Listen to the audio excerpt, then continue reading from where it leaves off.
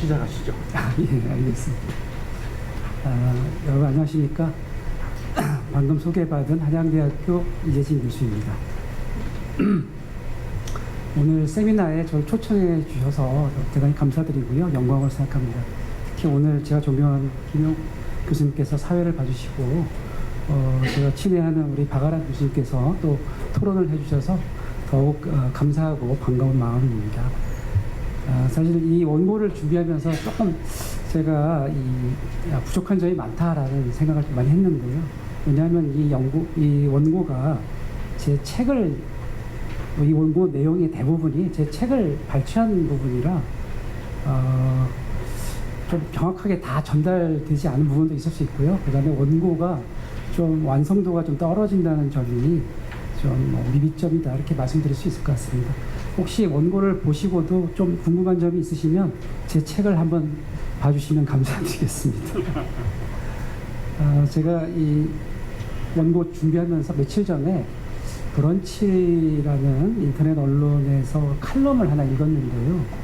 거기에 어떤 기자가 이제 칼럼을 썼는데, 이런 언론 관련 세미나에 와서 이제 소회를 밝히는 그런 어떤 내용을 기사화한 것인데요.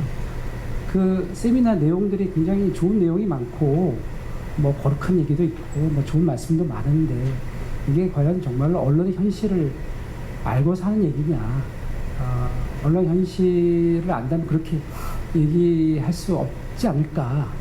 그리고 언론의 반응이라는 것이 얼마나 깊은 늪인데, 그런 어떤 얘기들을 통해서 뭔가 어떤 효과가 있을 것인가, 실천적인 어떤 효과가 있을 것인가, 그런 것을 좀 비판하면서 또 한편으로는 자조적인 그런 어떤 칼럼을 제가 읽으면서 저도 좀 마음 한쪽이 조금 답답하기도 하고, 또 한편으로는 제가 세미나를 다니면서 어느 부분은 좀 동감하는 부분도 있었던 터라 오늘은 세미나 준비하면서 어떤 말을 해야지 좀 더 지금보다 한 단계 더 나아가는, 좀 더 진일보한 그런 결과를 가져올 수 있을까라는 그런 어떤 생각들을 많이 하게 되었습니다.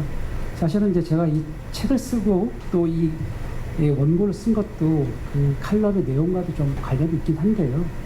지금까지 우리가 많은 세미나를 했고, 실제로 많은 내용들을 이제 논의를 했고요. 또 중요한 내용들이 많이 오갔음에도 불구하고 아직도 우리 언론계는 어떻게 보면 제자리 걸음하고 있는 것이 아닐까라는 그런 안타까운 그런 심정들이 많았거든요. 그래서 오늘은 제가 말씀드리다 결론적으로 말씀드린다면, 오늘 저는 이제 우리가 조금 이 언론계가 실천할 수 있는 것부터 해야 되지 않을까라는 그런 말씀을 좀 드리고자 합니다. 그래서 우리가 실천할 수 있는 부분을 우선순위를 정해서 그것을 하나하나 해 나간다면 뭔가 좀 달라지지 않을까, 뭔가 좀 진일보한 그런 어떤 결과가 있지 않을까라는 그런 바람에서 원고를 발표도 하겠습니다. 그리고 사실은 지금의 어떤 언론의 문제가 누구의 문제다라고 판단하기 참 어려운 부분도 있고요. 그럼에도 불구하고 앞으로 미래의 언론인들이 들어올 거 아닙니까? 미래의 언론인들이 우리 또 언론계에 이제 진출하게 되는데, 그런 미래의 언론인들에게 지금의 모습으로 그냥 물려줘야 되느냐, 그 다음에 지금의 어떤 언론의 관행의 틀을 단순히 그냥 세습하는 정도에 그쳐서는 안 되지 않을까라는 그런 어떤 바람도 함께 가지고 발표를 이제 하도록 하겠습니다. 사실 뭐 언론의 위기라는 얘기는 뭐 많이 있었고요. 그런 언론의 위기에 대해서는 다들 공감하고 있는 상황이고, 그 다음에 언론이 그러면 이런 위기를 자초한 이유가 뭘까, 원인이 뭘까, 이런 것에 대해서도 이제 논의가 많이 있었습니다. 저는 이제 이것을 가장 이제 중요한 원인으로 신뢰도 하락이 아닐까 이렇게 생각합니다. 이미 뭐 많이 알고 계시겠지만, 로이터 저널리즘 연구소 조사 보고서의 지표상으로도 우리 언론의 신뢰도가 많이 이제 떨어져 있다라는 것을 알 수가 있고요. 물론 이제 이 신뢰도 조사가 좀 문제 있다라고 하는 부분을 우리가 조금 이해한다 하더라도, 감안한다 하더라도, 사실 우리 언론의 신뢰도 하락은 다른 나라보다도 훨씬 더 크다. 그리고 우리 국민들의 기대에 못 미치는 수준이 아닌가라고 그렇게 생각할 수 있을 것 같습니다. 그래서 이 저널리즘에 있어서는 신뢰는 사실 생명과도 같은 건데, 이렇게 떨어진 그 신뢰도를 그냥 우리가 보고만 있을 것인가, 뭔가 어떤 노력을 해서 신뢰도를 높이기 위한 그런 어떤 노력을 해야 되지 않을까라는 그런 생각들을 많이 하게 되는데, 실제로 그렇지 못하고 계속 그냥 방관자처럼, 뭐 방관자라기보다는 어떻게 할 수 있는 방법을 찾지 못해서 그런 제자리를 맴돌고 있는 그런 느낌이 아닌가 싶습니다. 그래서 저는 사실 더 큰 문제를, 신뢰도 하락에 처해 있으면서도 이런 이제 문제를 해소하기 위해서 적극적으로 노력해야 되는데, 그렇지 못한 언론의 그런 모습이 가장 더 큰 문제가 아닌가, 이렇게 생각을 하고 있습니다. 이런 어떤 문제 의식을 가지고 어떻게 하면 우리가 이제 신뢰도, 추락한 신뢰도를 회복할 수 있을까? 라는 문제와, 그 다음에 그를 위해서는 품격 저널리즘을 실천하는 것이 가장 중요하다라는 그런 말씀을 좀 드리고자 합니다. 그럼 먼저 우리 언론의 신뢰도가 왜 하락했는지 좀 살펴볼 필요가 있을 것 같습니다. 물론 이제 많은 논의들, 많은 세미나에서, 많은 연구들에서 얘기가 된 바가 있습니다만, 여러 가지 이제 이유가 있을 수 있습니다. 뭐 거시적인 사회적 요인이라든지, 미디어 환경의 변화라든지, 언론 수용자의 어떤 인식의 변화, 그다음에 언론인의 윤리 문제, 뭐 다양한 이제 문제들을 꼽을 수 있는데, 제가 몇 가지만 이제 짚고서 말씀드리고자 합니다. 첫 번째는요, 언론의 신뢰도 하락이라는 것이 우리 사회를 받쳐온 다양한 사회 제도의 신뢰도 하락과 맥을 같이 한다라는 그런 어떤 시각에 저는 이제 동의하는데요. 특히 이제 신자유주의 시대를 겪으면서 다양한 사회 제도에 대한 불신이 이제 커지게 되었고요. 그 불신을 극복할 수 있는, 복구할 수 있는 추동력이 이제 매우 약한 그런 어떤 상태에 처하게 되었다. 언론도 마찬가지로 언론 수용자들이 이제 더 이상 언론을 주요 정보원으로 삼으려 하지 않는 그런 경향이 커지면서, 기존의 권력 감시라든지 비판 역할을 하던 언론의 사회적 기능이 위축되면서 언론의 신뢰도 하락이 따를 수밖에 없다라고 그렇게 판단을 하게 됩니다. 다만 이런 시각은 사실은 한국의 경우에 왜 다른 나라보다 신뢰도 하락이 그렇게 큰가, 심한가에 대해서 설명하기가 쉽지 않긴 합니다만, 그럼에도 불구하고 상당히 중요한 어떤 이유 중에 하나가 아닌가 그렇게 판단하고 있습니다. 두 번째는요, 이제 미디어 환경이 이제 급변하는 그런 이유인데요.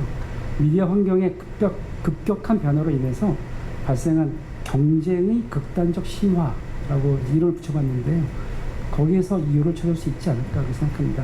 그러니까 미디어 경쟁이 늘어나면요, 심화되면 뉴스 제작 환경이 악화될 수 있고요.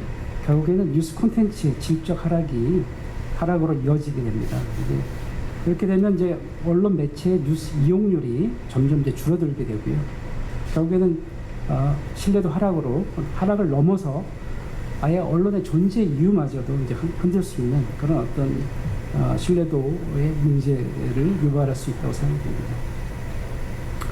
그래서 이런 어떤 전반적인 그 언론 환경의 변화가 신뢰도와 함께 품격까지도 훼손하고 있다, 뭐 이렇게 판단할 수 있을 것 같습니다. 세 번째는 소셜 미디어의 이용이 확산되면서 가짜 뉴스가 같이 확산되는 그런 이유가 아닌가 생각합니다. 가짜 뉴스의 부정적인 어떤 영향에 대해서는 많은 세미나에서 얘기된 바와 같습니다만, 특히 이제 언론이 이런 가짜 뉴스로 인한 그런 문제를 해결할 수 있는 그런 기능을 하지 못하는 그런 점이 좀 가장 큰 문제가 되지 않을까 싶습니다. 오히려 가짜 뉴스를 확산시키는 역할을 하기도 하고요.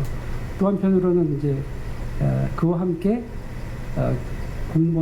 공직자라든지 정치인들에 대한 언론의 공격, 이런 것들이 결국에는 언론과 뉴스에 대한 부정적인 인식을 더 높여가지고, 이게 결국에는 언론의 신뢰도 하락을 부추기는 그런 어떤 계기가 된다라고 생각합니다.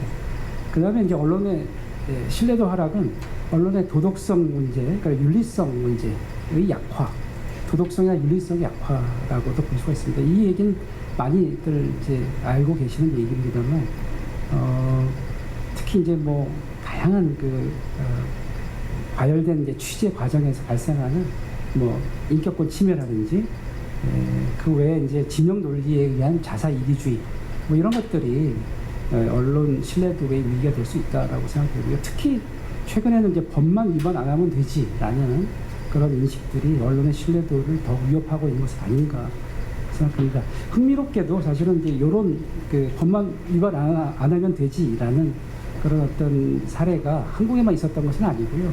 미국의 경우에도 이것이 언론 신뢰도에 문제가 된다라고 하는 그런 어떤 연구들이 있었던 것 같습니다. 그래서 근데 이런 이제 문제는 뭐 윤리적인 어떤 측면을 따르기보다는 법을 따르겠다라는 것은 결국에는 법이라는 것이 윤리의 가장 밑바닥이다라고 할 수 있거든요.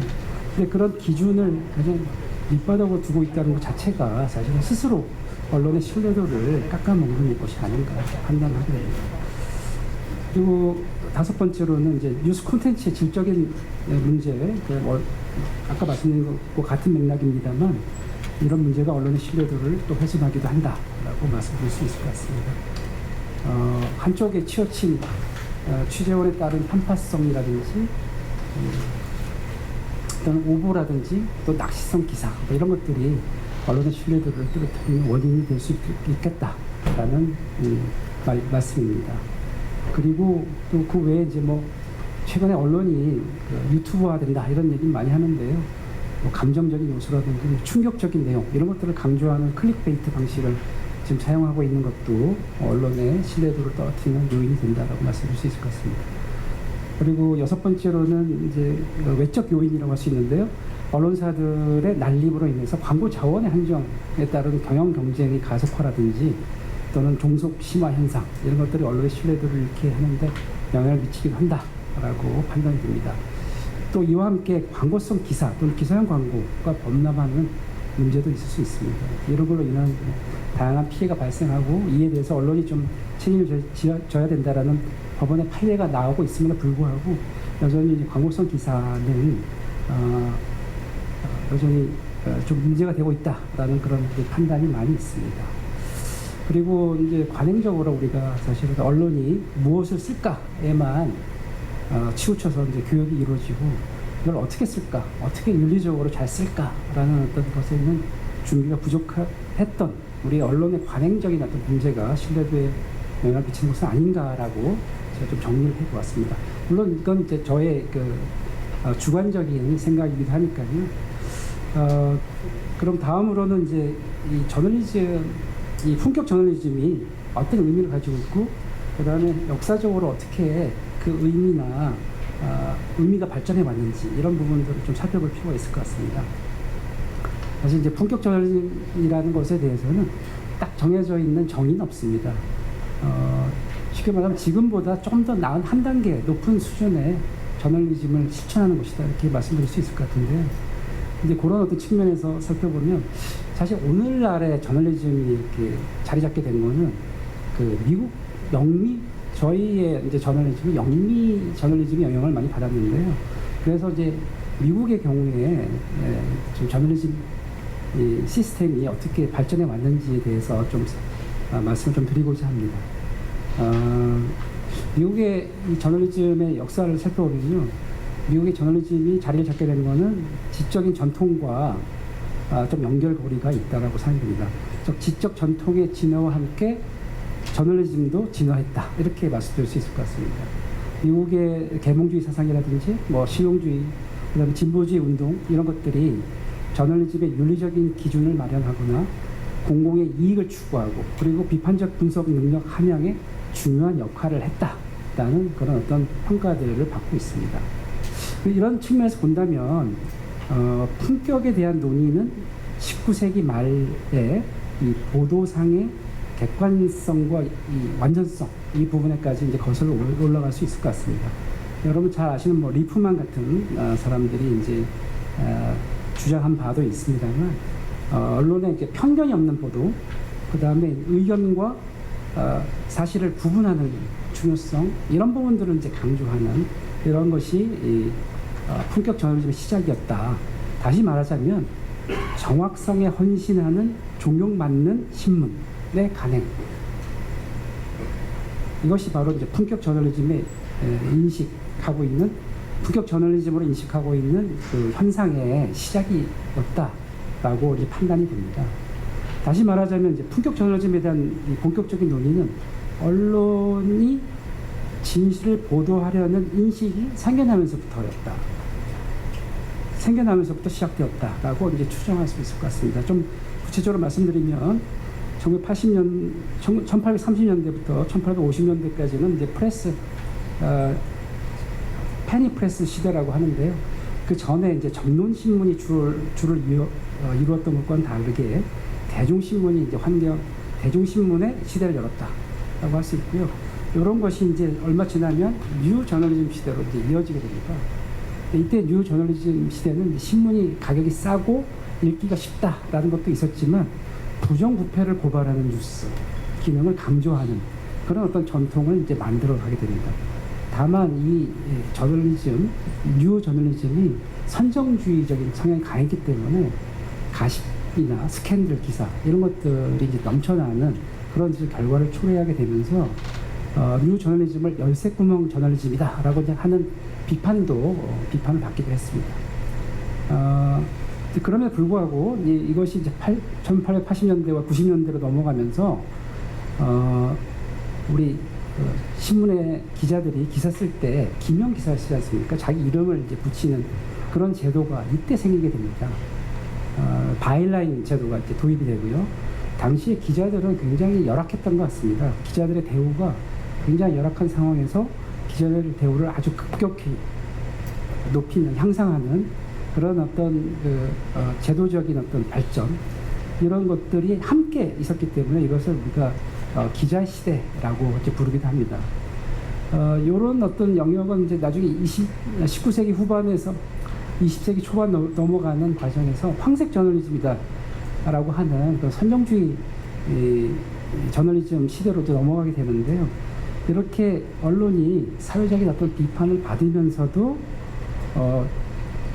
제도로서의 저널리즘은 어떤 발전을 계속 이루어왔다라는 측면으로 말씀드릴 수 있을 것 같습니다. 그 내용은 좀 설명은 이제 그 자료집을 참고하시기 바라고요. 한 가지 말씀드리고 싶은 것은 이제 황색 저널리즘의 두 축 중에 한 명이라고 하는 조셉 필리처라는 사람이 이제 말년에는요 본인의 재산을 콜롬비아 대학에 기부해서 처음으로 이제 저널리즘 스쿨, 물론 처음은 아닙니다만 본격적인 어떤 저널리즘 스쿨을 열고서 거기서 이제 언론인 양성 교육을 실시하게 됩니다. 그런 이유로 필리처를 나중에는 필리처 상도 만들어졌습니다만 현대 저널리즘의 창시자라고 부르게 됩니다. 다시 말하자면 이 시기에 기자가 기사를 어떻게 써야 되는지, 그 다음에 사회적 어젠다에 대해서는 어떻게 취재해야 되는지 등에 대한 사회적 논의가 있었고, 또 잘못된 오보가 사회적으로나 국가적으로나 큰 논란을 일으킬 수 있으며 더 나아가서는 이제 불필요한 전쟁까지도 이어질 수 있다, 그런 문제가 있을 수 있다라는 그런 점에 대한 이제 논의가 크게 일어나게 됩니다. 그래서 20년대와 30년대에 들어서는요 언론의 기능이라는 이제 개념, 그런 어떤 내용이 개념화되게 됩니다. 그래서 단순히 언론이 이제 어떤 뉴스나 사실을 전달하는 전달자의 입장에서부터 사회 감시하고 또 공익을 대변하고 또 비판적 교육을 하는 그런 어떤 공적인 기능을 한다라는 그런 어떤 인식들이 이제 확대되게 됩니다. 특히 이제 언론이 사회 감시 기능을 하면서 점차 하나의 그 사회 제도로서 자리매김하게 됐다라고 할 수 있고요. 이런 모습으로서의 언론이 1926년도에 최초의 언론 윤리 강령을 만들게 되는데 뉴 코드 오브 에틱스로 이어지게 됩니다. 그리고 1940년대에 들어서는요 언론의 독립성과 함께 책임성에 대한 사회적 논의가 커지게 됩니다. 그래서 언론의 윤리에 대해서 사회적 관심이 더 크게 증대하는 그런 어떤 시대적 흐름을 맞이하게 됩니다. 즉 언론은 자유롭지만 책임 있는 언론, 언론이라는 어떤 인식들이 이제 커지게 되고요. 1960년대 이후에는 본격적으로 저널리스트의 윤리를 강조하는 사회적 분위기가 확장되게 됩니다. 그리고 80년대에는 디지털화돼가는 그런 사회적 논의 속에서의 언론 윤리가 품격 저널리즘에 대한 논의로 이어지게 되고 2000년대에 들어서면 그 논의가 더욱 이제 넓어지는데 소셜 미디어의 부상과 함께 언론의 신뢰도와 진실성의 문제가 품격 저널리즘의 문제로 같이 논의를 많이 하게 됩니다. 이처럼 이제 품격 저널리즘에 대한 논의가 역사적으로는 계속해서 이제 변화해 왔고 또 기술의 진보와 사회적 변화에 따라서 하나의 새로운 도전과 기회에 대한 대응으로 나타나왔음을 알 수가 있습니다. 이러한 점은 품격 저널리즘에 대한 연구 동향에서도 잘 나타나 있는데요.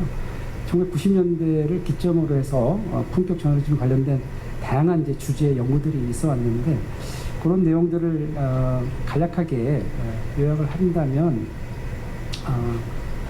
품격 저널리즘과 언론 윤리는 서로 보완적이다. 그리고 상호 의존적인 요소를 가지고 있고 두 가지가 함께 작용할 때 고품질의 언론 활동이 이루어지고 독자들에게 신뢰할 수 있는 정보를 제공할 수 있다라는 점으로 이어질 수 있다고 생각이 됩니다. 그리고 이를 위해서는 언론인들을 상대로 한 윤리 교육을 강화하는 방안 이런 부분들이 강구되어야 하는데 윤리 교육을 강화하는 것이 고품질의 언론과 미디어 환경을 유지하기 위해서 매우 중요하다라는 그런 측면으로 간략하게 요약을 할 수 있을 것 같습니다.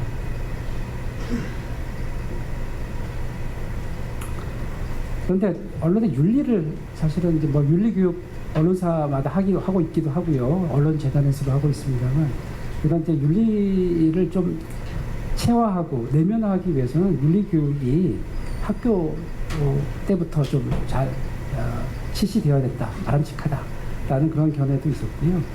또 품격 저널리즘의 핵심은 이런 그 윤리성을 지키도록 하는 것인데 이를 위해서는 이제 올바른 윤리 교육이 필수적이다라는 그런 내용으로 요약할 수 있을 것 같습니다. 다음으로 이제 품격 저널리즘을 그러면 어떻게 실천할 것인가 하는 문제를 좀 말씀드리고자 합니다.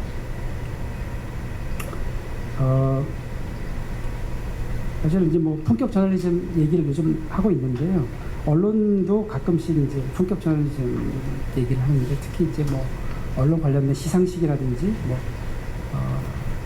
언론의 이제 창간 기념일이라든지 뭐 이런 데서 품격 저널리즘이라는 얘기를 좀 많이 들을 수가 있는데 그럼 과연 이제 우리 품격 저널리즘을 어떻게 실시할 수 있을 것인가 하는 이제 그런 내용을 좀 말씀드리고자 합니다. 품격 저널리즘을 해야 된다라는 데는 다 이제 동의하면서도 그러면 왜 해야 되고 그다음에 왜 지금까지 품격 저널리즘은 이제 실시하기 힘든가라는 점을 좀 살펴볼 필요가 있는데요. 일단은 품격 저널리즘을 해야 되는 것은 이제 언론의 기능이 바뀌고 있다. 언론이 예전에는 정보 전달에 기능을 했다면 지금은 수용자가 무엇을 알아야 되는가를 결정하기보다는 수용자들이 무엇이 중요하고 또 무엇이 어떤 중요한 것인가, 문제 해결할 수 있는 것인가에 대해서 알 수 있도록 해주는 그런 어떤 신뢰할 만한 정보를 검증하고 이를 효과적으로 판단할 수 있도록 도와주는 그런 포럼 리더의 역할을 해야 된다는 것입니다. 그러기 위해서 이제 품격 저널리즘이 굉장히 중요한데 이런 이제 품격 저널리즘을 실시하는 가장 이제 중요한 이유가 여기 있다라고 할 수가 있습니다. 근데 여기에 대해서 좀 회의론이 좀 존재하기도 합니다. 과연 우리 사회 품격 저널리즘 말은 좋은데 과연 실시할 수 있을까? 실천할 수 있을까? 우리 강준만 교수님의 이제 말씀에 따르자면 한 3가지 정도로 이렇게 회의론이 있는데요. 첫 번째, 우리나라의 언론은 이렇게 뭐 그 품격 고급지와 대중지 이렇게 구분이 돼서 발전해 온 것이 아니라 좀 적당히 섞여가지고 두 개의 성격이 동시에 섞여 있는 복합형 모델이라는 겁니다. 그래서 굳이 뭐 꼭 품격을 해야 되나? 라는 그런 어떤 생각들을 이제 가지게 된다는 거고요. 두 번째는 뭐 디지털 혁신으로 인해서 언론이 그 클릭 그다음에 트래픽 위주의 이제 굴레에 갇혀 있다라는 것에서 현실적으로는 품격이라는 것이 좀 적대적이다라는 측면을 좀 말씀드릴 수 있을 것 같습니다. 그리고 필터 버블 현상이라든지 또는 뭐 정파성 경향 이런 것들도 이제 품격의 가치를 떨어뜨린다. 그렇게 이제 회의론을 말씀하시면서도 그럼에도 불구하고 완전히 이제 품격 저널리즘을 포기하는 것은 아니다. 품격 저널리즘을 실시하려면 지금 그 언론의 그 태도를 바꿔야 된다. 우리 지금 언론이 가지고 있는 그 권력형 모델로부터 봉사형 모델로 전환해서 겸손하고 신뢰하려고 실력을 전제할 때 가능하다라고 말씀을 하고 있습니다. 저도 여기에 대해서 동의를 하고요. 그럼 과연 그렇다고 해서 정말 이걸 포기할 것인가? 포기는 할 수 없는 거죠. 그래서 한국의 경우는 그 품격 저널리즘의 논의가 있었는지 좀 살펴보았더니 사실 이제 품격 저널리즘에 대한 논의가 꽤 오래전부터 있어 왔던 것을 알 수 있었는데요. 1960년대부터도 이제 품격에 대한 논의는 있었던 것 같습니다. 근데 그 이후로도 그 대부분의 논의가 상업주의적인 어떤 병폐로부터 언론의 취재 보도 원칙을 지키는 것 정도에 머물렀던 것은 아닌가. 그러다가 본격적으로 지금의 어떤 의미에서의 품격 저널리즘에 대한 논의는 한 4, 5년 전부터 있었던 것이 아닌가. 저는 이제 그렇게 보았는데요. 특히 이제 2013년도에 관훈 클럽이 주최하는 그 세미나에서 바람직한 품격은 무엇인가라는 그런 논의가 있었고요. 이 세미나 전체 내용을 좀 요약하자면 품격 저널리즘이란 현재 언론 관행을 탈피하고 제대로 된 기자를 양성할 수 있는 환경과 제도를 구축하고 이를 통해서 사회적으로 신뢰받고 민주주의 발전에 기여할 수 있는 저널리즘을 구현하자라는 그런 내용이다라고 요약할 수 있을 것 같습니다. 그래서 사실은 이제 언론 전문가들은 이런 이제 품격 저널리즘을 우리 언론이 지금 겪고 있는 선정주의적 보도와 가짜뉴스 시비를 불식시키고 땅에 떨어진 저널리즘의 신뢰도를 끌어올리기 위한 처절한 몸부림이다. 이렇게 이제 바라보기도 합니다. 물론 우리 언론계가 손을 놓고 있었던 것은 아니라고 생각합니다. 단지 그런 어떤 언론계의 노력이 언론계 전체의 공감대를 형성하고 전체의 호응을 받지 못한 것이 문제가 아니었나 저는 그렇게 판단하고 있습니다. 왜 전체의 호응을 받지 못했을까? 저는 항상 그게 늘 궁금한 건데요. 가장 큰 이유는 아마 이제 관행의 힘이 너무 큰 것이 아닌가. 그래서 어떤 변화를 위한 노력이 있다 하더라도 얼마 못 가서 관행의 늪에 다시 빠져버리는 그런 것을 이제 반복하진 않았나라는 그런 생각이 들고요. 또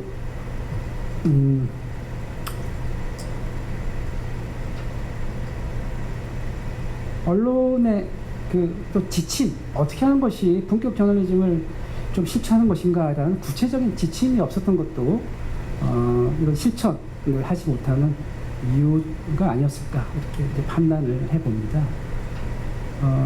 그러면 이제 만약 품격 저널리즘을 통해서 언론에 실추된 신뢰도를 이제 만약 회복하고자 한다면 과연 어떻게 해야 될 것인가, 어떤 변화된 노력을 해야 될 것인가 하는 이런 부분들을 생각해 볼 수가 있는데 저는 이제 3가지 정도에서 실천을 해야 된다라고 판단했습니다. 이건 아까 말씀드린 것처럼 우선순위를 정해서 우선순위를 실천해 나가면 뭔가 전체적인 어떤 측면에서 품격 저널리즘의 실천의 결과를 이끌어낼 수 있을 것이다 라는 것인데요. 첫 번째는 이제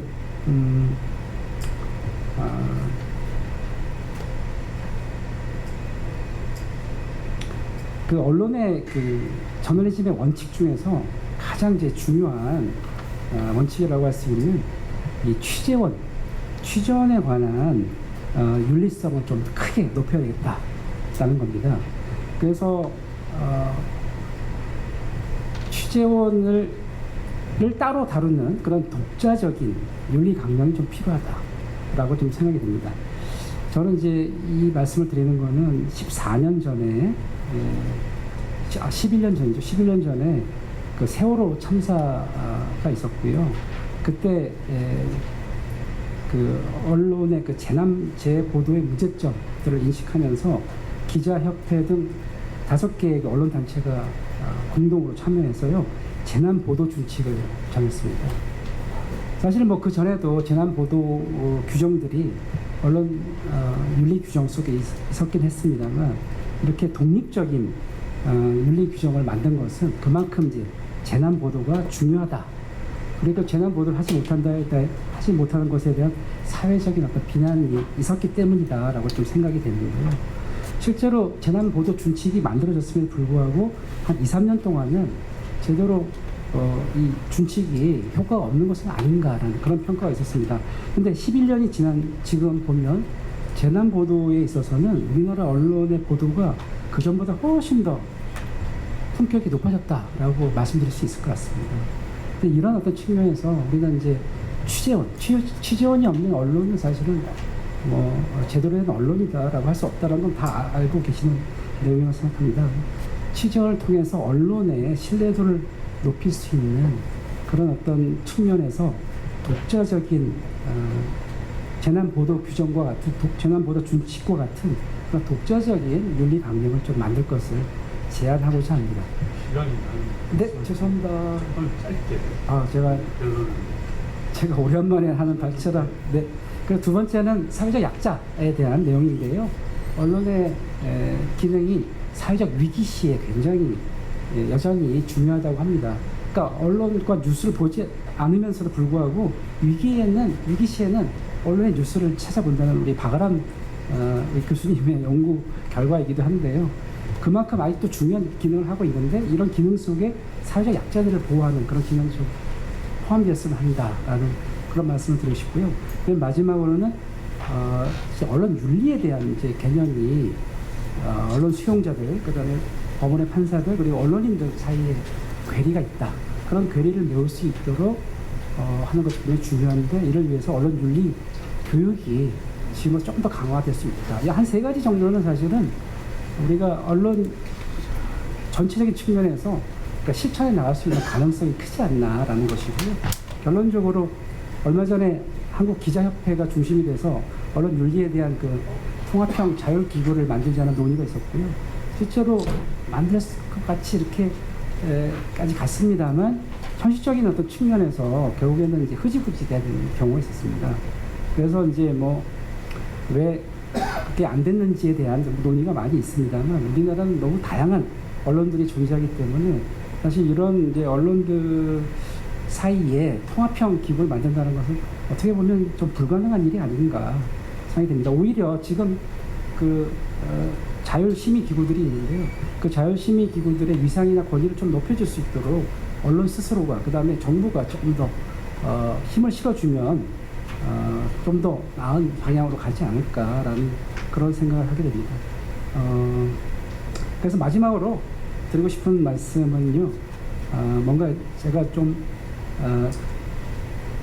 제안드린 그런 내용들이 어떤 실천 가능성을 좀 높여가서 우리 그런 얘기 많이 하지 않습니까? 품격 저널리즘, 퀄리티 저널리즘을 하는데 이 퀄리티 저널리즘의 길은 이제 에티컬 저널리즘을 실천하는 것이고요. 에티컬 저널리즘이 결국에는 베러 저널리즘이다라는 그런 어떤 표현이 있다라는 말씀을 끝으로 마무리하고자 합니다. 대단히 감사합니다. 이재준 교수님 감사합니다. 그 핵심을 이제 아마 신뢰도 하락이라고 보셨고, 신뢰도 하락에는 언론 외적인 요인, 사회적 요인, 그리고 미디어 환경과 구조적 요인, 그리고 언론 내부 요인으로 크게 구분을 하셨습니다. 해법으로는 어떻든 시작을 해야 하니까 우리 언론 내부에서 윤리적인 저널리즘을 실천해야 한다라는 말씀입니다. 교수님께서 품격 저널리즘에 대한 역사적인 배경이나 이런 설명을 하셨는데 저는 어떻게 보면은 저널리즘이 사회적으로 인정받는 제도로 정착된 요소들, 그 요소들이 바로 품격 저널리즘이 아닌가 이런 생각이 들더라고요. 그리고 교수님 말씀을 들으면서 교수님이 관심을 가진 것이 결국은 이 저널리즘 제도가 유지되어야 한다. 어떻게 유지될 것인가에 대한 고민인 것 같습니다. 이제 박아란 교수님께 토론을 부탁드릴 텐데 그냥 그 발제 내용만 말씀하시면 재미가 없으니까 저도 한 가지 좀 추가를 질문을 드리고 싶습니다. 언론에 대한 비판이 많이 있습니다. 어제 오늘 일이 아니고 또 어떻게 보면은 한국 언론이 비판을 받을 만한 행태도 많이 보이고 있습니다. 그런데 제가 볼 때 요즘은 조금 지나쳐서요. 한국 저널리즘에 희망이 없다. 소멸할 수 있다. 혹은 어떤 분은 오히려 기성 언론보다는 유튜브 저널리즘에 더 희망이 있다. 이런 비판을 하시는데 저는 아까 이재진 교수님도 말씀하셨듯이 저널리즘은 여전히 유효하고 지금 필요하다고 생각합니다. 우리가 지금의 저널리즘이 없다면 어땠을까라는 것을 상상해 보면 쉽게 알 수 있을 것 같아요. 언론이 있어서 막을 수 있었던 혹은 없으면 막지 못했을 더 큰 부조리, 더 심각한 부패, 권력 남용, 그리고 더 많은 사고와 재난을 생각하면 그렇습니다. 그런 의미에서 저널리즘의 존재 자체를 부정하는 이러한 비판은 저는 저널리즘에 도움이 되지는 않는다고 생각하는데 거기에 대해서도 의견을 말씀해 주십시오. 예, 말씀해 주시죠. 예, 안녕하십니까. 고려대학교 박아란입니다. 제가 이제 토론 시간이 별로 많지 않은 관계로 빠르게 얘기를 좀 하도록 하겠습니다. 먼저 이재진 교수님 발제 너무 감사드리고요. 이 품격 저널리즘 책은 제가 대학원 수업에서도 교재로 썼던 책인데 그 방대한 내용을 지금 압축적으로 짧게 발제를 하시느라 굉장히 수고 많으셨고 또 이렇게 직접 전달해 주시는 내용으로 설명을 들으니 더 잘 이해가 되는 내용도 있었습니다. 그래서 뭐 다 너무나 지당하신 말씀이셔서 제가 뭐 이렇게 덧붙이고자 할 그런 내용은 별로 없는 것 같고요. 그냥 간단하게 이제 지금 사회자 선생님께서 주신 내용과 관련해서 조금만 더 보태도록 하겠습니다. 그래서 한국 언론이 뭐 어렵다고 한 게 이제 하루 이틀도 아니고 사실 뭐 한두 해 된 것도 아니고 맨날 어려웠죠. 사실 맨날 어려웠고 갈수록 더 어려워지는 것 같아요. 그래서 포털 생태계에 놓인 지도 이미 20년이 넘었고요. 그리고 로이터 보고서에서 신뢰도 얘기도 하셨지만 사실 로이터 디지털 뉴스 리포트에 보면 굉장히 또 매년 주목할 만한 데이터가 이 한국의 경우에는 뉴스를 이용하는 경로에 있어서 뉴스 웹사이트나 앱을 직접 방문하는 비율은 거의 전 세계 꼴찌 내지 최하이고요. 그 대신에 뉴스 검색이나 애그리게이터로 접속하는 그 뉴스 이용은 항상 거의 최상이거든요. 무슨 말이냐. 한국에서는 뉴스 이용자들이 자기가 원하는 언론사의 뉴스를 보고 싶어도 언론사 웹사이트를 안 간다는 거죠. 그냥 네이버를 통해서 보거나 구글을 통해서 보거나 이게 간접 경로로 들어가지 직접 경로로 안 가는 이런 습관이 굳어져 있다는 거. 그리고 이런 어려움뿐만 아니라 유튜브를 통한 뉴스 소비, 방금도 이제 많이 말씀해 주셨지만 뭐 이 로이터 조사 결과를 보더라도 한국 국민 2명 중에 1명은 이미 유튜브로 뉴스를 보고 있습니다. 2명 중에 1명이 유튜브를 본다가 아니라 유튜브로 뉴스를 보는 비율이 이미 2명 중에 1명이라고 할 정도로 굉장히 유튜브를 통한 뉴스 소비가 전 세계적으로도 상당히 높은 국가라고 말씀드릴 수 있고요. 또 여기에 하나의 어려움이 더 처했죠. 3년 전부터 활성화된 생성형 AI. 그래서 저만 해도 과거에는 뭐를 찾고 싶다. 가령 뭐 오늘은 날씨라든지 아니면 뭐 미국 주식 이런 거 찾고 싶을 때 과거에는 네이버로 찾죠. 찾아서 관련 기사를 읽으면서 아 이렇게 돌아가는구나 라고 했지만 지금은 그냥 AI 플랫폼에 바로 질문을 던집니다. 오늘 미국 주식 어떠하냐 라고 하면 AI가 쫙 정리해서 답을 주죠. 그러니까 기사를 안 읽는다는 거죠. 이처럼 점점 더 어려워지고 있다. 과거에도 어렵고 지금도 어렵고 앞으로는 더 어려워질 거다. 뭐 이른바 삼중고의 문제에 처한 현실인데요.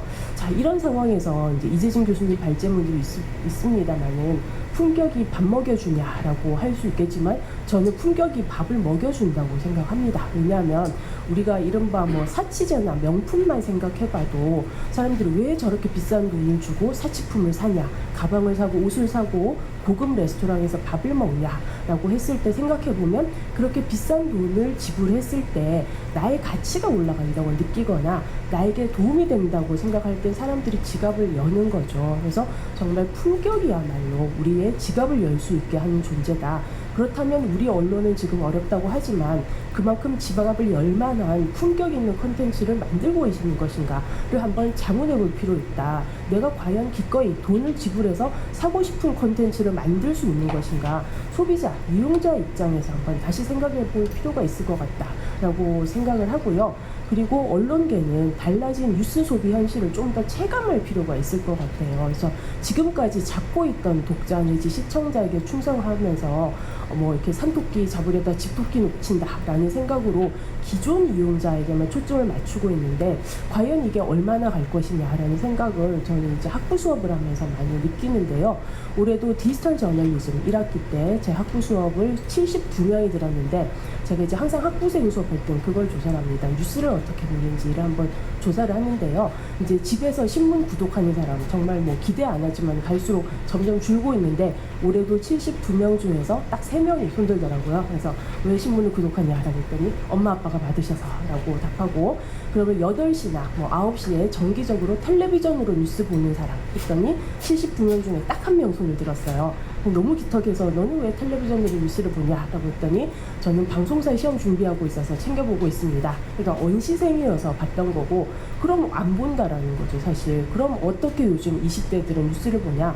그냥 유튜브 봅니다. 유튜브 보고 인스타 보고 페북 보고 거기에서 콘텐츠를 보고 내가 관심이 있으면 뉴스를 찾아본다 라고 답을 하긴 하는데 저는 과연 뉴스를 찾아볼까 별로 기대는 하지 않습니다. 그럼 유튜브나 인스타에서 보는 콘텐츠는 뉴스가 아닌 것들이 더 많죠. 그래서 굳이 우리 젊은 층이 뉴스를 볼 필요성을 못 느끼는 거예요. 이걸 본다고 내 삶에 별로 도움이 되는 것 같지도 않고 그냥 재밌는 거 보는 게 나는 더 즐겁고 내 삶에 도움이 된다라고 생각하기 때문에 이제는 뉴스라는 콘텐츠 자체가 경쟁력과 매력을 잃어가는 시기이다. 자, 그러면 어떻게 해야 될 것인가? 그리고 이 습관이라는 게 굉장히 무서운데요. 저도 이제 옛날 사람이다 보니 저는 출퇴근하면서 짬나면 습관적으로 뉴스를 보는데 요즘 이제 젊은이들은 습관적으로 쇼폼을 보죠. 이런 습관이 굳어진다면 더 정말 뉴스를 안 볼 것이다 라는 생각이 들고요.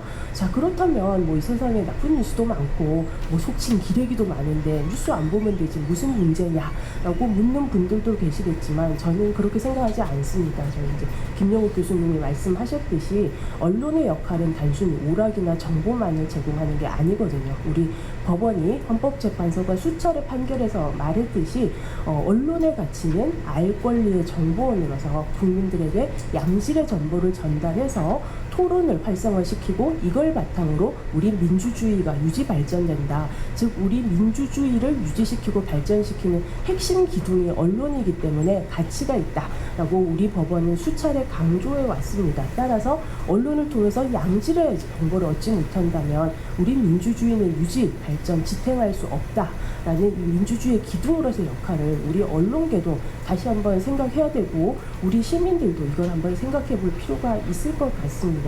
자, 그런데 이 점이 우리 언론이 딜레마에 처한 지점이기도 하거든요. 왜냐하면 언론은 사기업이죠. 사익을 추구해야 되는데 사익을 쫓아야 되는데 근데 국민들이 기대하는 역할은 바로 공익이라는 거죠. 즉 사익을 추구하기 때문에 돈만 쫓으면 안 되는 게 사실 이게 언론의 딜레마의 본질이라고 생각합니다. 왜냐하면은 뭐 삼성이라든지 대표적으로 사기업은 사익을 추구하고 핸드폰을 잘 만들면 되겠죠. 그렇지만 언론은 예쁘고 재밌는 기사를 만들면 안 되는 거예요. 그 공익적 가치가 본질이고 국민이 기대하는 바이기 때문에 공익에 기여하는 역할을 하지 못한다면 점점 더 국민의 신뢰는 떨어지고 가치 떨어지고 지갑은 닫힐 수밖에 없다라는 생각을 합니다. 자, 그래서 윤리적인 언론을 실천하기 위해서 좀 구체적인 고민이 필요할 것 같은데요. 저는 크게 이제 2가지 정도 한번 제안 드려보고 싶은데 시간 관계상 더 짧게 해보겠습니다. 예, 일단 저는 이제 그 기자들이 윤리적 가이드라인을 그냥 뭐 대충 이런 게 있지 정도가 아니라 실질적으로 좀 논의하고 토론해보고 이걸 어떻게 바꿔야 될까를 구체적으로 생각해볼 계기가 좀 필요하다고 생각합니다. 저희 야간대학원에서 올해 미디어 윤리 과목을 새로 신설해서 제가 제가 한번 강의를 해봤는데요. 이 수업에서 이제 기자들과 한 프로젝트가 현직 기자들이 수업을 듣고 있는데 조를 짜서 뭐 재난보도팀, 뭐 자살보도팀, 성범죄보도팀 이런 식으로 조를 나눠서 현재 가이드라인을 다 수집하고 어떤 문제점이 있고 어떤 걸 개선해야 될지를 토의를 통해서 새로운 미디어 윤리 다시 쓰기라는 그런 프로젝트를 한번 해본 적이 있어요. 그래서 기자님들이 이런 가이드라인이 있는 건 알았지만 내용이 뭔지는 몰랐는데 이참에하라고 굉장히 올드한 가이드라인도 많다. 한번 바꿔볼 필요가 있겠다. 이런 얘기를 많이 했었습니다. 그래서 이런 게 좀 회사 내라든지 아니면 뭐 언론재단을 통해서든 좀 현실화하는 그런 노력과 공부가 필요할 것 같다라는 생각이 들고요. 그리고 정정보도, 반론보도도 사실 개선이 많이 필요한데 제가 최근에 그 디지털 시대의 정정보도 청구 제도에 관한 논문을 썼는데요.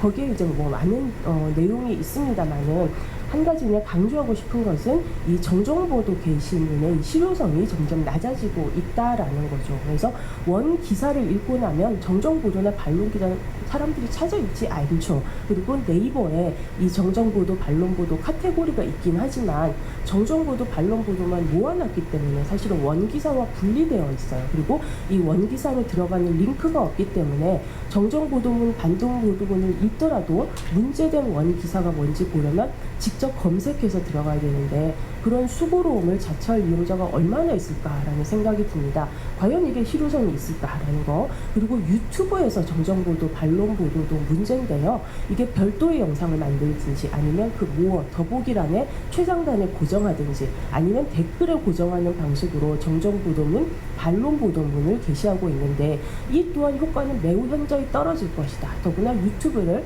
뭐 카톡이라든지 다른 플랫폼으로 공유했을 때는 이게 노출되지 않기 때문에 이런 디지털 시대의 정정보도, 반론보도문을 어떻게 게시할 것인가, 어떻게 효과적으로 전달할 것인가에 대한 고민이 필요할 것이다. 그리고 유튜브 또한 지금 언론중재 대상은 아니거든요. 유튜브는 현행법상 언론이 아니기 때문에 언론중재 대상이 아닌데 유튜브에서 물론 양질의 컨텐츠도 있지만 여러 가지 문제적 컨텐츠가 있는 거 다들 아시지 않습니까? 뭐 사이버 레카 문제도 있고 허위 정보 문제도 있고 많지만은 현행법상 지금 공백에 놓여 있기 때문에 물론 방심이 소관이긴 합니다만 방심이 이제 방송만 맡기에도 벅찬 상황이고 거기에도 뭐 인력 문제라든지 여러 가지 문제가 있죠. 그래서 사실은 지금 통신 쪽이 법적 공백이 매우 큰 상황이다. 이런 유튜브에서의 문제적 콘텐츠를 어떻게 대응할 수 있을 것인가에 대한 논의도 이어져야 될 것이라고 생각합니다.